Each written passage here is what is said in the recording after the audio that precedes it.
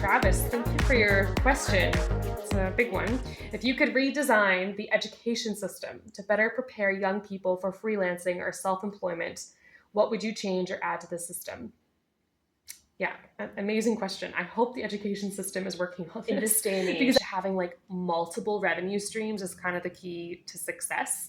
So even if you want to be like a teacher, but having like a side hustle, in on the weekends or in the summers is so essential. So I think everyone kind of needs to learn a bit of freelancing skills. We all need to learn how to deal with change better. So adaptability, I don't even know how they would like begin to teach that in a formal class setting, but we need to learn you just need to learn how you learn and learn how to deal with change. Those are like the only two things you need. Even if we're doing more online learning ourselves, or, if AI takes over our education system, you will still need to learn how do I learn and how to deal with change. I think those two things are like the biggest education system questions.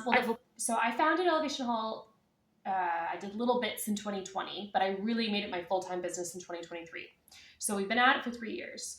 And I recently was chatting with another contractor that I've hired just to help with some of the student communication.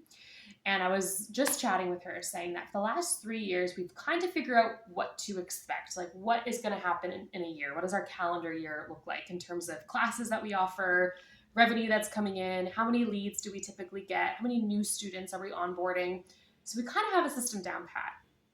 And now I'd like to free up like a good 20% of our schedule. So if 80% is covered, have that 20% to take on like really niche projects that can feature our talent. So I'd love to like write my own show and just cast our students, and that, having a bit more time to then feature something like that. And then we can invite talent reps from like Toronto or Montreal to see the talent in action.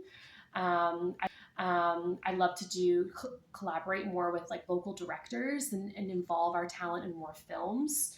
So I think just freeing up a bit more of our schedule to now feature everything our students have learned and kind of do some niche fun projects. Almost done with, the formal questions. We have a few more.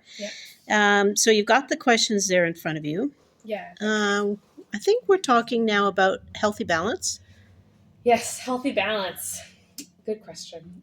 First one, what are some challenges you've had to face as a female freelancer?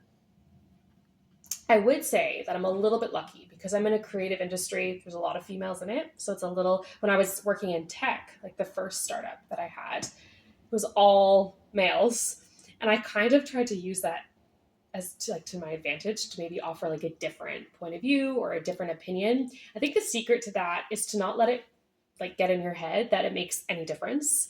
I have had other people ask me that in interviews, but honestly, it hasn't really occurred to me that I'm different because I'm female, or that's something I have to an obstacle I have to overcome. And I think that's really important for both males, females, international students, local students, different walks of life, different education systems. Just don't think of yourself as like different. Don't think of obstacles. Just kind of, be confident in what you bring to the table and just offer it.